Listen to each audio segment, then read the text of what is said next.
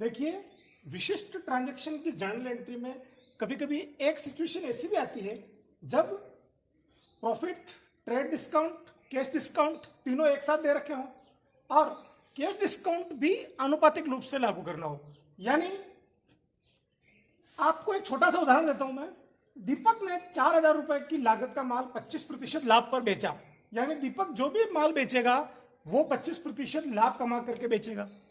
इसका मतलब ये हुआ कि वो अगर नॉर्मली गुड्स सेल करता है तो 4,000 रुपए अगर उसकी कॉस्ट है तो 25% प्रॉफिट ऐड करके बेचता है वो 1,000 रुपए। 4,000 का 25% होता है, जिसको 4,000 में ऐड करने पर 5,000 रुपए प्राप्त होता है। अब देखिए कि 5,000 रुपए उसकी लिस्ट प्राइस है, यानी उसने एक प्राइस लिस्ट बना रखी है। जो भी कस्टमर आता है उसको बताता है कि इस वस्तु की ये प्राइस है। 5,000 रुपए क्या है, लिस्ट प्राइस है। अब मान लीजिए जनरली वो ऐसा करता है, लेकिन वो मान लीजिए किसी मौके पर ट्रेड डिस्काउंट देता है। मान लीजिए अब उसने इसी सवाल में ट्रेड डिस्काउंट भी दे दिया, तो अब इस 5,000 रुपए लिस्ट प्राइस में से 10% ट्रेड डिस्काउंट घटाने पर 5,000 का 10% ट्रेड डिस्काउंट होता है 500 रुपए, उसे घटाने पर 4,500 रुपए प्राप्त होते हैं, जो कि इस लेन देन के लिए सेल्स प्राइस कहलाएगा। यानी 4,500 रुपए उसका शुद्ध विक्रय मूल्य है जिसके ऊपर वो माल बेचेगा। अब देखिए, इसके साथ ही कैश डिस्काउंट भी लागू है। तो आपने देखा कि ट्रेड डिस्काउंट की हम कहीं एंट्री नहीं करते, इसलिए इस 500 रुपए की कहीं एंट्री नहीं होगी, परंतु कैश डिस्काउंट की होती है। लेकिन कैश डिस्काउंट का पर्पज क्या होता है? डेटर्स जो है उससे जल्दी पैसा वसूल करना हमारा पर्पज होता है। तो यहां पर देखिए कि एक बात और लिखी हुई है कि दीपक ने 60% भुगतान तुरंत कर दिया, यानी 60% पैसा उसने तुरंत दे दिया। जो पैसा तुरंत दिया है उसको हम कैश सेल्स मानेंगे और कैश सेल्स के ऊपर ही कैश डिस्काउंट लागू होगा। यानी ये 5% कैश डिस्काउंट जो है वो कैश सेल्स पर ही लागू होता। आइए देखते हैं इस उदाहरण में एंट्रीज किस प्रकार से होगी। इस उदाहरण में एंट्रीज करने के हमारे पास दो ऑप्शन है। चीज को हम दो तरह से समझ सकते हैं। पहला विकल्प देखिए कि दीपक को हमने जो गुड सेल किया उसकी प्राइस क्या है, 4,500। हम ये मान लेते हैं कि हमने दीपक को उधार माल बेचा 4,500 रुपए का, तो दीपक DR टू सेल्स 4,500। यहां 4,500 इसलिए आएगा क्योंकि ट्रेड डिस्काउंट की तो एंट्री होती नहीं है। सेल्स प्राइस 4,500 है तो उसी की एंट्री होगी। और जो 25% मुनाफा जोड़ा है वो व्यापारी के अंदर की बात है, वो ग्राहक को नहीं बताता है। तो यानी इस 25% राशि यानी 1,000 का भी कोई मतलब नहीं है और इस 500 रुपए ट्रेड डिस्काउंट का भी बुक्स ऑफ अकाउंट्स में कोई मतलब नहीं है। केवल 4,500 रुपए का गुड्स क्रेडिट पर दीपक को सेल किया गया, जिसकी एंट्री होगी दीपक DR टू सेल्स।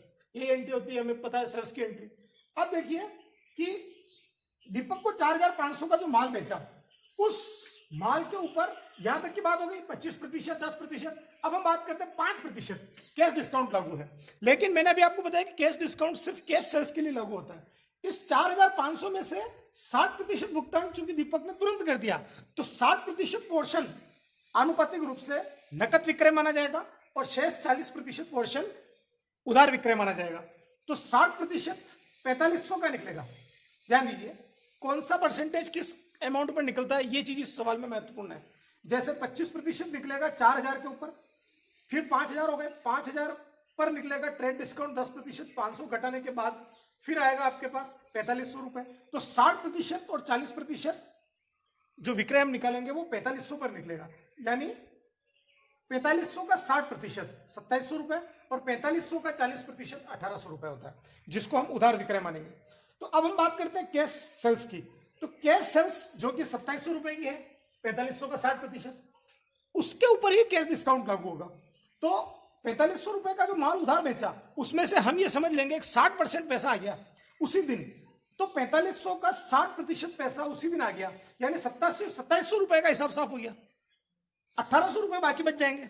तो 2,700 रुपए का हिसाब साफ करते समय कैश डिस्काउंट का नियम लागू होगा।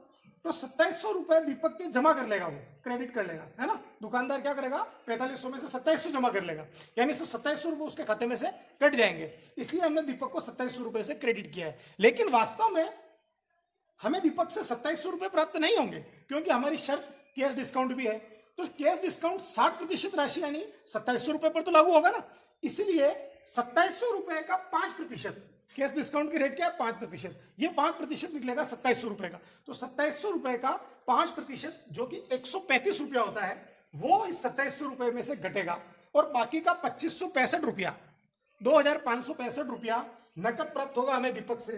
तो हम जर्नल एंट्री करेंगे कैश अकाउंट DR 2565 जो कि हमें दीपक से वास्तव में नकद प्राप्त हो रहे हैं, और 135 रुपया हमने दीपक को डिस्काउंट अलाउड किया है, कैश डिस्काउंट, जो कि नकद भुगतान जल्दी करने के लिए प्रेरित करने के लिए किया। तभी तो उसने 60% पैसा उसी दिन दे दिया है ना, ताकि उसको 135 रुपया कम देना पड़े, और हमारे लिए ये 135 रुपया लॉस के रूप में रिकॉर्ड होगा। ठीक है, तो दो एंट्रीज क्या हो सकती है फर्स्ट ऑप्शन में, दीपक DR टू सेल्स 4500 का उधार विक्रय, जिसमें से 2700 का हिसाब साफ हो गया, और 2565 नकद आ गए, और 135 रुपया हमने डिस्काउंट अलाउड कर दिया।